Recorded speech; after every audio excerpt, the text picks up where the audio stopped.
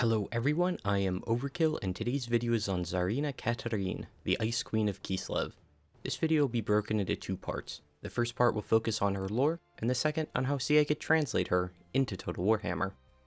The lore I go over will come from Warhammer Kislev, which was a supplemental piece of material that came out during 6th edition, and contained rules for fielding Kislev as an allied contingent for the Empire. Alright, I shall begin. From the icy fastness of her capital city of Kislev, the Ice Queen Katarin rules her land with an aloof majesty. The daughter of the fiery and charismatic Tsar Boris, she ascended to the throne in 2517, following her father's death in battle, whilst leading an army north of Lynx into the Troll country. She is the latest in a long line of Tsarinas, descended from the ancient conqueens of the Gospodars, the powerful tribal group that migrated west centuries ago and became the peoples of what is now grown into the nation of Kislev. A great wizard in her own right, her power is said to come from the land of Kislev itself, its icy soul and bleak tundra giving her command of the elements and mastery of that form of wizardry known as ice magic. Indeed, some whisper that she is in fact the living reincarnation of the very first conqueen, Miska, so complete is her grasp of this dangerous branch of magic. Upon her ascension to the throne of Kislev, it is said that Bokha palaces have grown a new wing, half a mile long, made entirely from glittering ice. This wondrous creation would be beyond all but the most powerful ice mages, and it is here that Katarin remains for most of the time, granting audiences in an immense chamber of magically woven hoarfrost. Some believe that she simply prefers the chill of these frozen corridors, while others say that it is a display of her power to overawe would-be enemies and foreign ambassadors. Where Tsar Bokha was a man who preferred to lead from the front and was renowned for his courage and leadership, Tsarina, in keeping with her icy powers, is aloof and remote, preferring to work through agents and generals.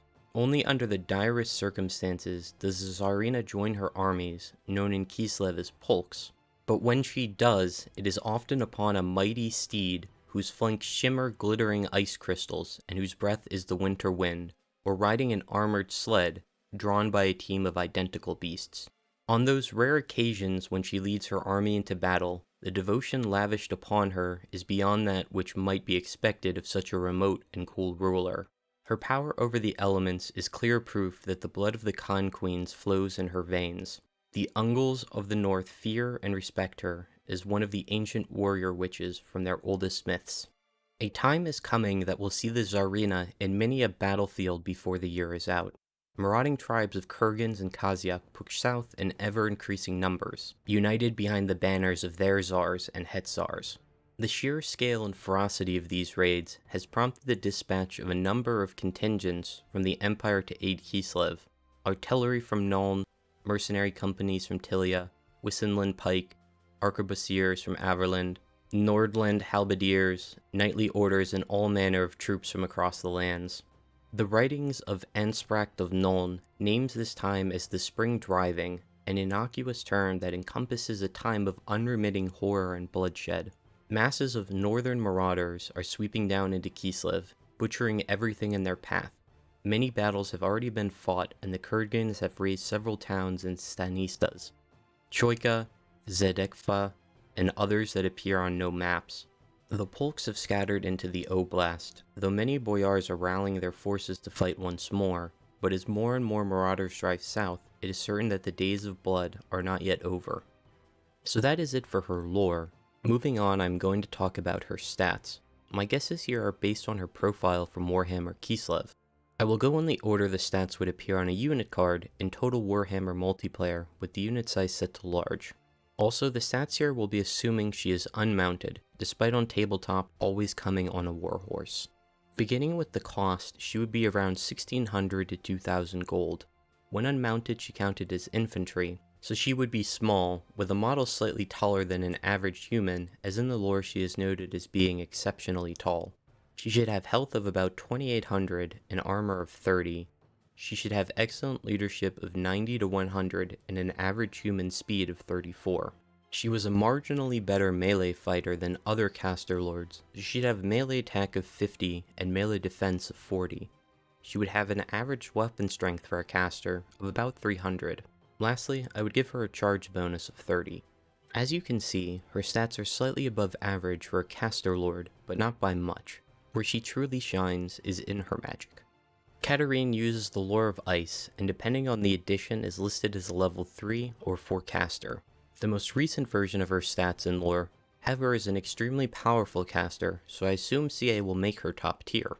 One thing they might do is make her a lore master of ice. The lore master rule didn't exist when she last had special rules, so it would make sense to add it on.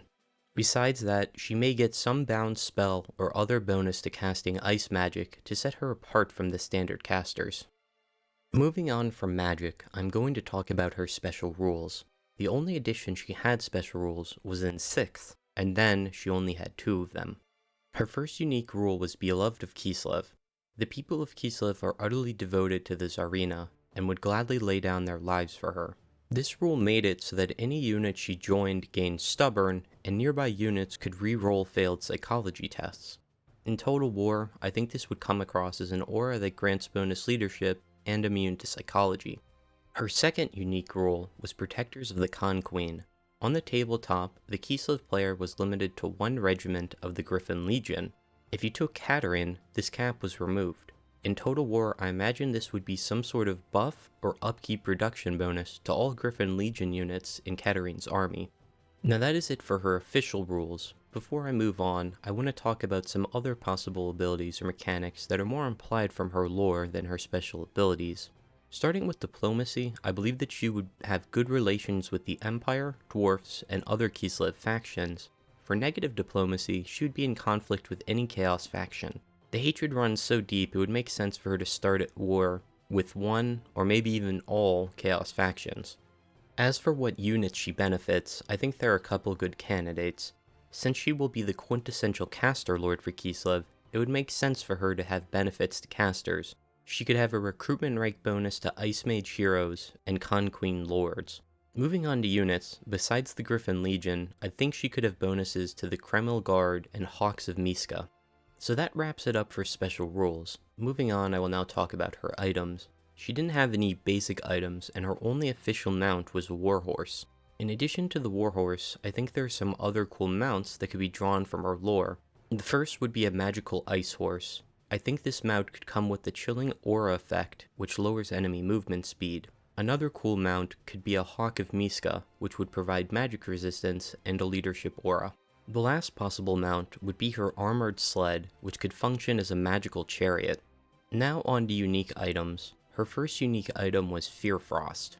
Forged by the ancient Khan Queen Miska of the Gospodars, this blade is passed from Tsarina to Tsarina through the ages. Only a Tsarina can wield the blade, and were a man to lift the blade, he would find himself frozen to death within a heartbeat. The blade is infused with ice magic, and the intense cold can kill with a single scratch. On the tabletop, there were 2 different versions of this item. The 6th edition version granted Killing Blow and ignored armor. In 6th edition, Killing Blow meant that if you inflicted a wound on an infantry-sized character, you had a chance to outright kill them. The second version of Fearfrost from 4th edition also ignored armor, but instead of Killing Blow, it made it so that with any successful wound, then inflicted d6 bonus wounds. If put into Total War, I imagine that Fearfrost would be similar to the Sword of Teclis, in that it has an active ability that would grant a massive temporary bonus to weapon strength and armor-piercing damage. In addition to that, I would give it magical attacks and allow it to inflict the Frostbite contact effect. The second unique item that she had was the Crystal Cloak.